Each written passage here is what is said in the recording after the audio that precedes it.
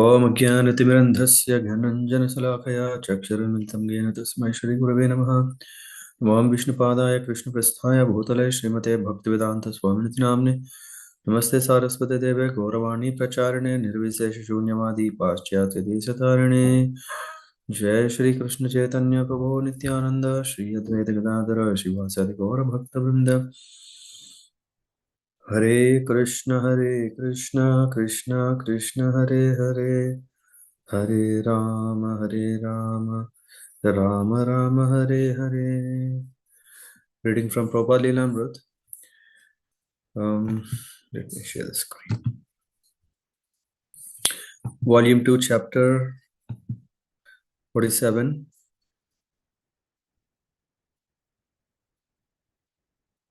In continuation. Detroit, August 2nd, 1975. Alfred Ford, the great-grandson of Henry Ford, had become attracted to Krishna consciousness through meeting some of Srila Prabhupada's disciples in Detroit and through reading Bhagavad Gita as it is. He had adopted the principles of Krishna consciousness, begun regularly chanting 16 rounds, and was now Srila Prabhupada's initiated disciple Ambarish. Today, Ambarish was at the airport behind the wheel of a white Lincoln Continental limousine waiting to meet Srila Prabhupada. On seeing Srila Prabhupada approach, Ambarish got out of the driver's seat and offered obeisances. He opened the back door of the limousine for Srila Prabhupada, shut it, and returned to his seat, just like a menial chauffeur. We devotees also have a car, said Prabhupada as they drove away, but we are going to the temple and distributing books with it. Anything can be used for Krishna. Here's a rich man's son, Alfred Ford. We are giving him a little spiritual teaching and he's happy. Another of Srila Prabhupada's Detroit disciples was Elizabeth Ruther, now Lekha Shravanti Devi Dasi, the daughter of labor leader Walter Ruther. Ambarish told Prabhupada that the Fords and the Ruthers had been enemies, but now two of their descendants were peacefully working together in Krishna consciousness. Srila Prabhupada was pleased with the humility of these two disciples, and while he gave them some special status, he did not dote on the fact that they were from such famous families. Ambarish and Lekha Shravanti saw themselves as humble servants of Vaishnavas. On the way to the temple, Prabhupada's car passed a large modern building displaying flags of many nations and a large sign, World Headquarters Ford. One of the devotees turned to Ambarish and asked, "Is this where you work?" From the back seat, Prabhupada spoke up, "No, he is the proprietor." As they passed by a big urban redevelopment project, Prabhupada asked, "What is this?" "This is known as Detroit's Renaissance Center," said Ambarish. "They will never have a renaissance," Prabhupada replied. The Detroit temple was located in an old brick house with temple room in third floor attic. The lease was soon due to run out, and Govardhan, the temple president, was looking for a new place. He showed Prabhupada photos of likely buildings, one of them a mansion of late auto industry millionaire Lawrence Fisher. Uh, Fisher. The place was probably too expensive, Govardhan said, and was located in a bad neighborhood. But Prabhupada was interested. In fact, whatever the devotee cited as bad about the mansion, Prabhupada would say was actually good, or at least could be easily rectified. As for the high crime rate in the area, he said, "You will have nothing to fear. Just chant Hare Krishna and distribute prasad. Invite all the neighborhood people, thieves and rascals, to take prasadam and chant, and you won't have any thefts." Devotees emphasized that Detroit was the crime capital of the US and that poor slum area where the mansion was located was known for drug trafficking, robberies, and murders. But Srila Prabhupada repeated that they should not be afraid. "I lived in Bavaria," he said, and he described how the bums used to urinate on his front door and lie across the doorway. But when he would come to enter the building, they would get up and say, "Yes, sir, come in, sir." "Get the place," Prabhupada said, and chant Hare Krishna there 24 hours a day. If a thief comes, we will say, yes, first take prasadam and then take whatever you want. What do we have? Srila Prabhupada went to see the mansion with Govardhan, Ambarish, and several GBC men. They were met by the owner and a lady who introduced herself as a real estate agent. As the owner guided them on a tour, Prabhupada came to like the estate even more. The palatial building was situated on 4 acres surrounded by a high stone wall. There were gardens and wallways now in disrepair, as well as fountains and a swimming pool. Some of the devotees thought the place gaudy with its extravagant 1920s decor, but Srila Prabhupada saw the great potential. As soon as he entered the vestibule and saw the ornate Italian tiles and marble arches, he began to smile. The group entered the lobby. Its high ceiling covered with classically sculptured leaves, rosettes and hand-painted plaster flowers. Next, they entered the ballroom with its marble floor and high vaulted ceiling painted to resemble an early evening blue sky with clouds and stars. Special lighting gave the effect of natural starlight. At one end of the hall, 3 marble arches exactly resembled the design Prabhupada had given for the deity altars in his temples.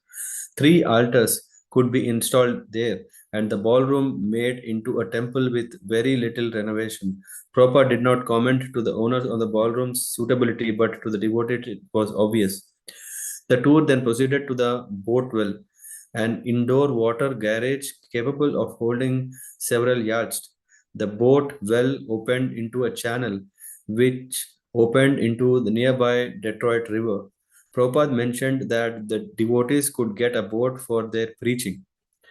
As Prabhupada and his entourage entered one gorgeous room after another, they saw that many carved stone columns, hand painted floor, and wall tiles from Italy and Greece, and ceilings ornamented with gold leafed figures. Rare antique crystal uh, chandeliers adorned many of the rooms. There were living rooms, library rooms, a dining room, a billiard room, a music room, 2 master bedrooms, other bedrooms, all extravagance. Each room is worth the entire price, said Prabhupada privately to the devotees. The owner spoke of Mayan, Moorish, Spanish, Greek, and Italian influences and pointed out that the 2 hand-carved spiral columns in dining room were salvaged from an ancient European palace. Wherever Srila Prabhupada looked, he saw opulence, an indoor marble fountain, a wall of iridescent tiles, hand-painted cornice. Even the large bathrooms were extraordinary, and with glamorous imported tiles and gold-plated accents. The introductory tour completed. Prabhupada, his followers, the owner, and the real estate agent sat together at an umbrella-covered patio table by the swimming pool. Already, Srila Prabhupada had mentioned to his disciples that the owner should donate the building for ISKCON's missionaries' purpose, and he had told Brahmananda Swami to make the request. Since the owner had not mentioned the price, Srila Prabhupada spoke up. So we are beggars, he began. He was serious and yet he spoke with an air of humor. Ambarish and Upendra hid their faces in embarrassment. We have no money, Prabhupada continued boldly. Therefore, we are asking you, please give us this building. The owner glanced incredibly at his real estate agent and then laughed nervously. It's out of the question, he said. I can't do that. The agent was also taken aback and upset. He can't do that, she whispered. I can't give it to you, explained the owner, because I have taken a loss in maintaining this property. So I have to make my money back. This property represents a major part of my income. Then said Prabhupada, how much do you want? Well, the man replied, I have to get at least $350,000. None of the devotees dared say anything. Prabhupada thought for a moment and then said, we will give you 300,000 cash. I'll have to think about it, the man replied. The real estate agent got to her feet, saying that a transaction like this is usually not done straight to the owner. But Prabhupada ignored her and spoke with the owner about how lovely the mansion was. Prabhupada then got up and took a short walk in the garden with his men. Govardhan asked Prabhupada if he'd like it, and Prabhupada said yes. Who would not like such a building? Ambarish doesn't like it, said Govardhan. Oh, Ambarish said he thought the mansion was Maya. Yes, Srila Prabhupada said Prabhupada. But Maya is also Krishna. We can use anything in Krishna's service. Leaving the garden path and returning to their cars, Prabhupada asked Ambarish, So, is this possible? Yes, Prabhupada, this is possible. As soon as they returned to the temple, Ambarish and Lekha Shravanti conferred. Her inheritance was limited, but she was able to give 125,000. Ambarish had to come up with the balance. The next day, the owner came to see Srila Prabhupada. The man was accompanied by two women, and they all appeared little intoxicated. He had come to say that he accepted the offer. Prabhupada smiled and reaffirmed his intention to buy. Afterward, Srila Prabhupada openly showed his blissfulness about the purchase. Just see, he said, I didn't have one penny and yet I offered him $300,000 cash. And now Krishna has provided the money. As Prabhupada had told the estate owner, I am a sannyasi, I have no money.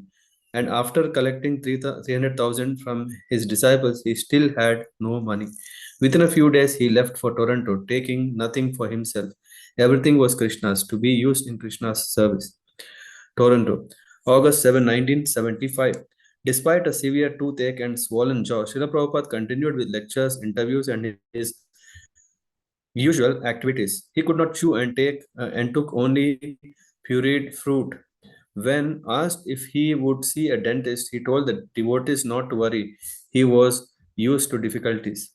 The Toronto temple was a small, run-down building, and Prabhupada was interested in helping the devotees relocate. All the real estate brokers then they had approached had told them about a fabulous church for sale downtown. The temple president, Vishwakarma, had looked at the building, but the owners were asking almost $500,000 with a large down payment.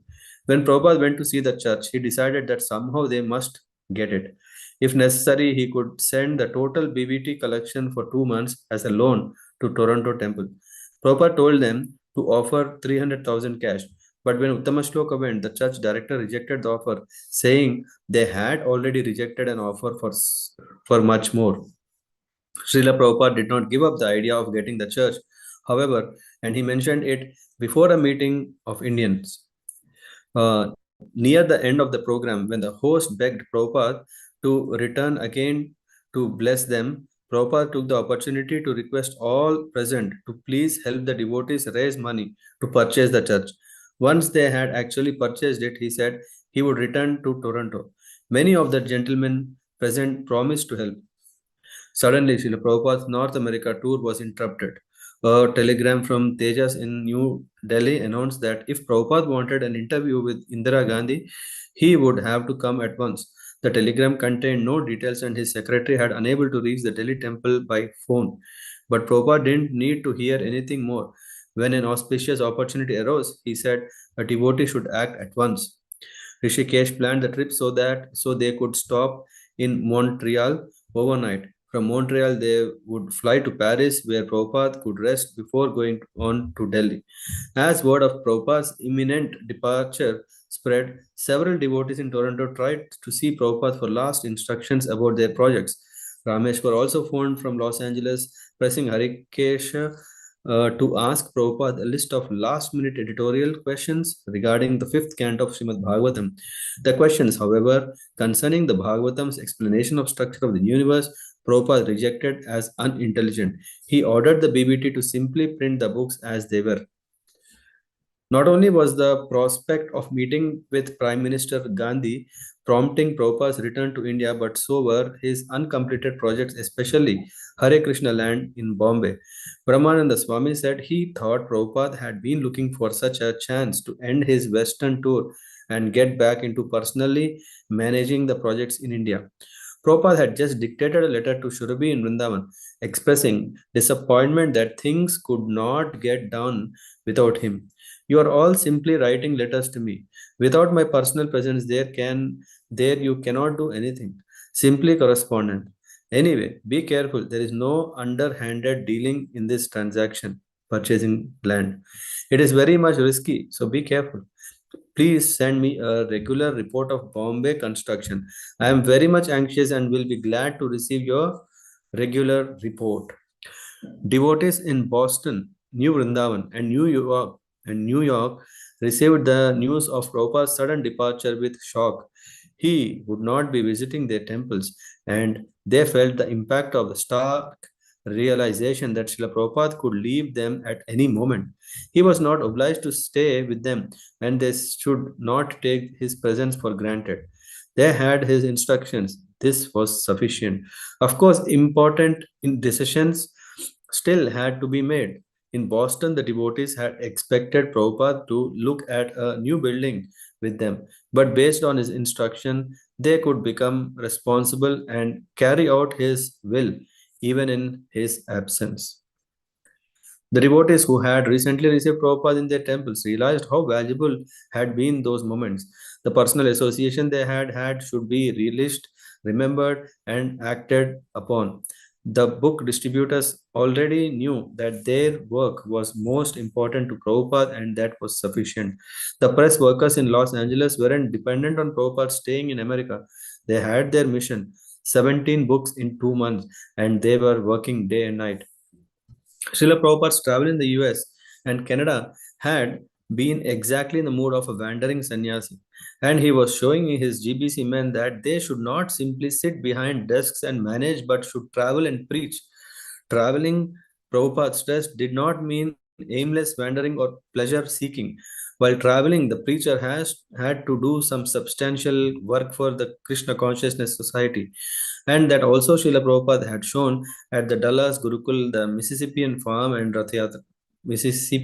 Rath Yatra. In Detroit, he had secured a mansion, and in Toronto, he was praying for a wonderful church to be financed by the Indians. In Chicago, he had shown how to preach on contemporary issues like crime and women's liberation without compromise. His disciples should not match or imitate him, but his example of selfless work on behalf of Krishna should be their standard. In spite of Prabhupada's travel to so many cities, most people in the United States didn't recognize his position. Reporters would interview him, but their superficial stories in the newspapers drew little attention. To the press, Prabhupada was just another celebrity in the constant parade of faces and events. As Lord Krishna had predicted in Bhagavad Gita, out of thousands of men, only one seeks perfection. Srila Prabhupada, in his tireless search for that one person out of thousands, had shown his enthusiasm and willingness to speak with whoever came to see him. And through Rath Yatra and other public festivals, he was offering millions a first taste of potent spiritual life. Even one moment's association with a pure devotee could save them from a most inauspicious fate in their next life. Besides the hundreds of thousands who benefited incidentally, in each city a fortunate few felt their lives greatly affected by Srila Prabhupada. Professor Thomas Hopkins in Philadelphia, Assemblyman John Porter in Chicago, a flight supervisor on the plane to San Francisco, and appreciative mother in Philadelphia, and many others all understood that their meeting with Srila Prabhupada was special. Srila Prabhupada often cited a specific reason for his touring. My duty, he had said in Berkeley, is to see that my disciples who have accepted me as Guru may not fall down. That is my anxiety. And as he had lovingly expressed it in Dallas, I have got so many children and grandchildren, so I have come to see them. He was the spiritual father of his disciples, and every ISKCON center was his home. While touring his movement in the West, Srila Prabhupada had felt satisfied that it was growing stronger. Opposition was also growing, but he took that as another sign of ISKCON's authenticity. His original plan was still intact, and on this tour he had been pursuing it. pursuing it. America had a chance of becoming Krishna conscious. At least he and his disciples should try for that. If they succeeded, then the whole world could be uplifted by their transcendental influence. Prabhupada liked the preaching in America. Mostly my students are American, he had said, and they helped me very kindly push on this movement. But one man in San Diego crowd had shouted back that he wanted more sex than was allowed in Krishna consciousness. So Prabhupada's estimation was that Americans had good hearts, but that for want of Krishna consciousness, they were becoming completely confused, frustrated, and degraded. Srila Prabhupada had come first to America in 1965 to plant the seed of Krishna consciousness. That he had done. Now, with dozens of centers around the country and many others around the world, he was realizing that his ambitions were not being unfulfilled. He also accepted to he also accepted that to make Krishna consciousness the dominant force in America and the world was something he might not see in his lifetime. It is not one man's work, he had said. And he asked everyone, Americans, Indians, and all world citizens, to take part in distributing Lord Chaitanya's mercy. Only a rare few came forward to help him, however, and he worked with them. Touring, therefore, was but another attempt at making his organization as strong as possible while it was within his power to do so. Actually, he was living for others and he didn't think he would live much longer. He wanted to continue touring, building ISKCON, saving as many lost souls as possible, and he wanted to impress upon his sincere followers and upon others who were ready, who would read his books, that every human being should take up the same work and and live for the benefit of others by distributing Krishna consciousness. Srila Prabhupada ki jai. His Holiness Sasprabhu Samaraj ki jai. Hare Krishna. Thanks for joining. Is Ratikeli Mataji behind this Ram Raga Prabhu account?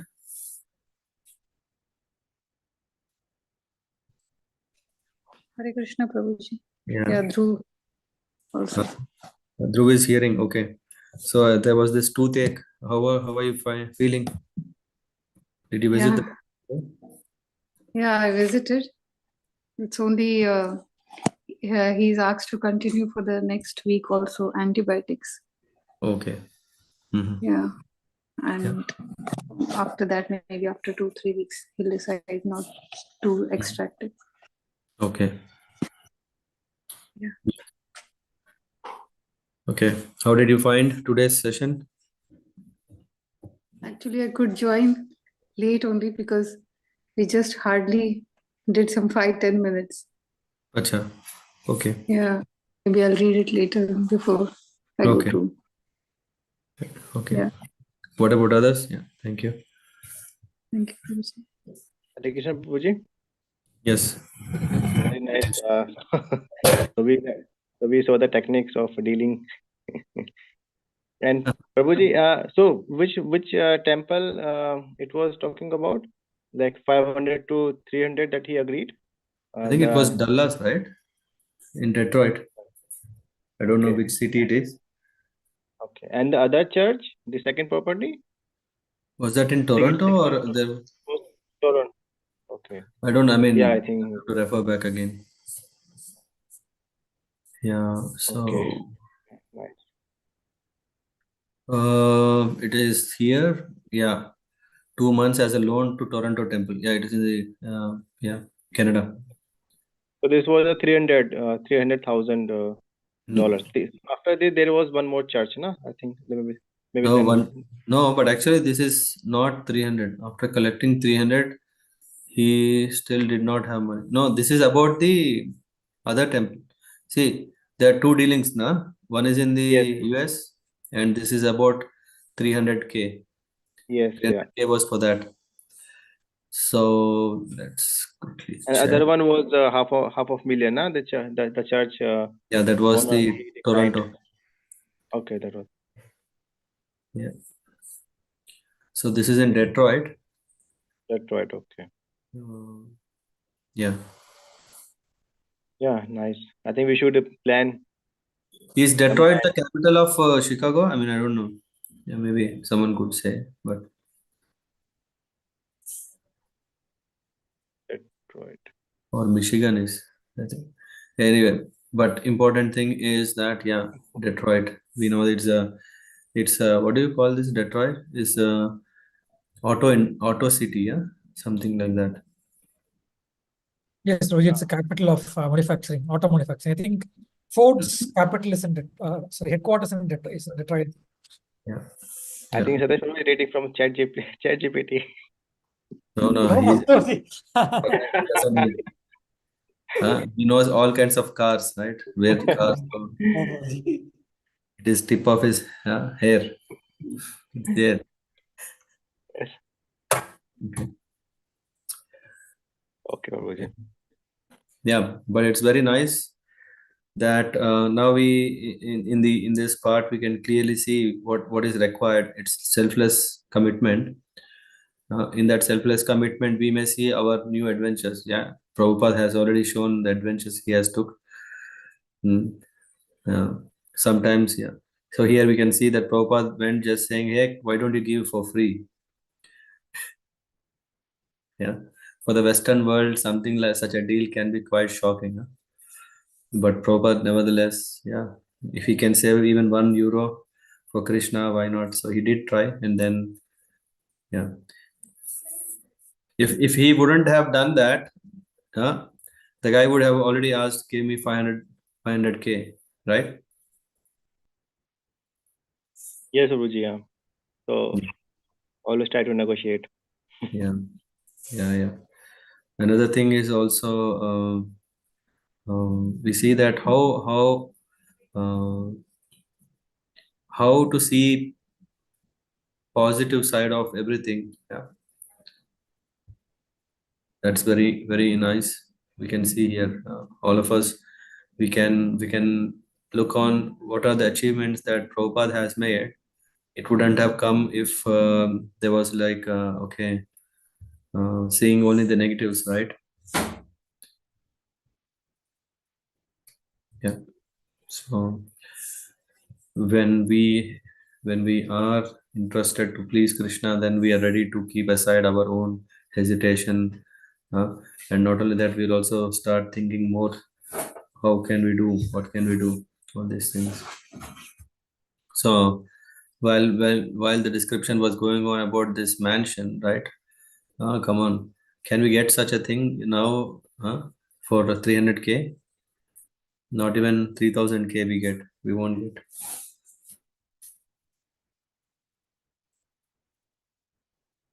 Yeah. Yes, Prabhuji. Yeah. Correct.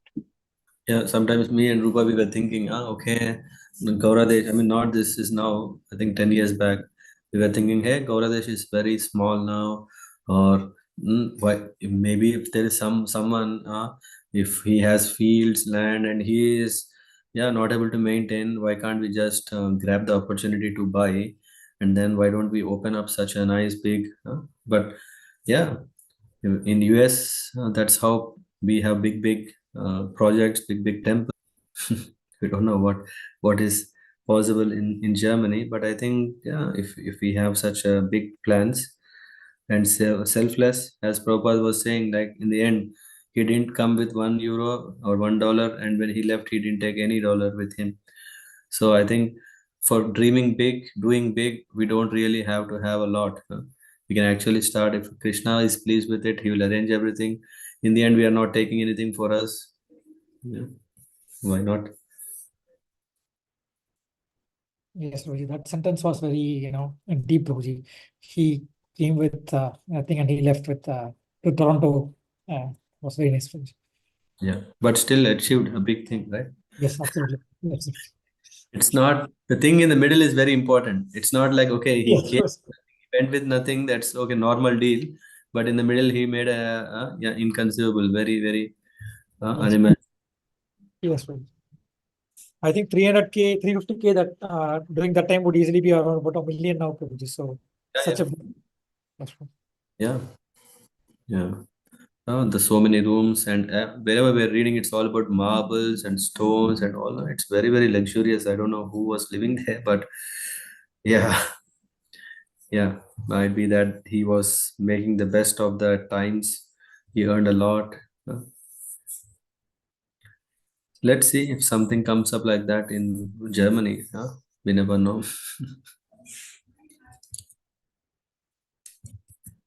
Be ready, guys.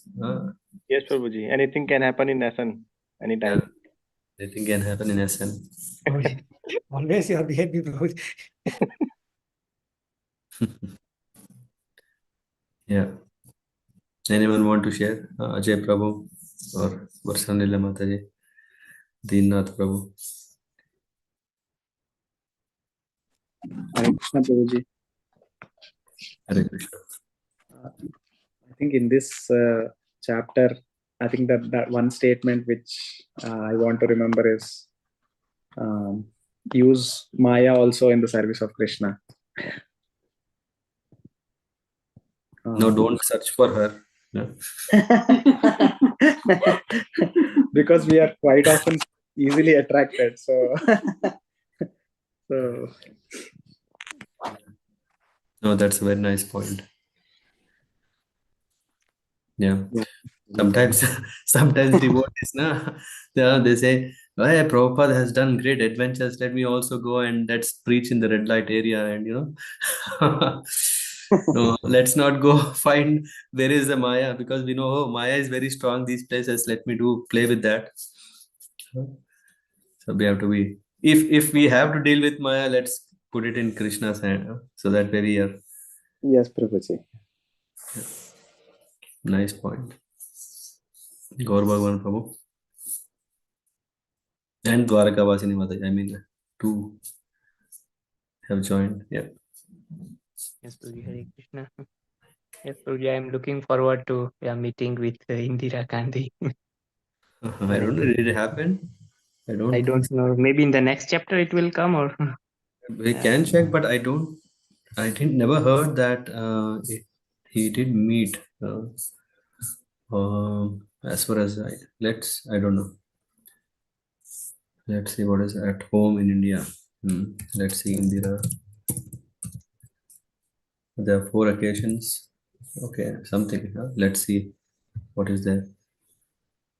and Prabhuji, this Amrish Das, he also financed this Detroit temple up, or so one He- Mataji said that Yeah, she yeah. can give, They have and shared now 135 and remaining amount Ambarish Prabhu has arranged.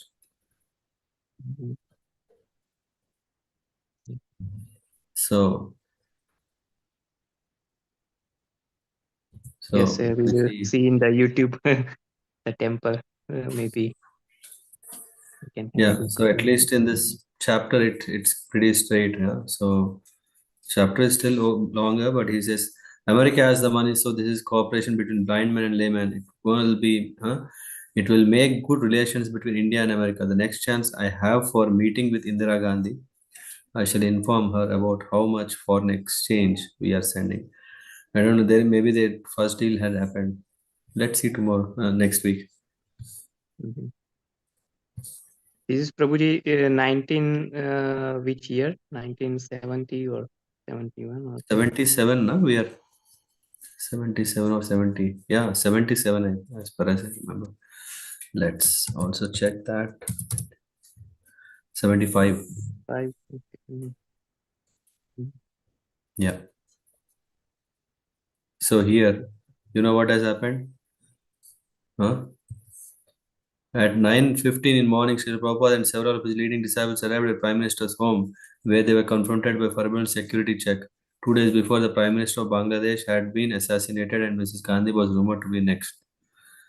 Srila Prabhupada alone could enter.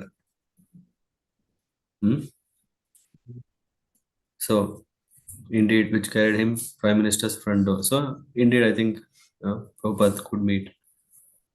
Mhm. Yes, this is from the last session. Last session I could No, not attend. So, upcoming session. okay. We're looking into the next week. Mm. Yeah. So let's keep the suspense as it is. and cover that next time. Okay, thank you very much. Then wish you a nice evening, and we'll see you tomorrow. Yeah. Anyone in case if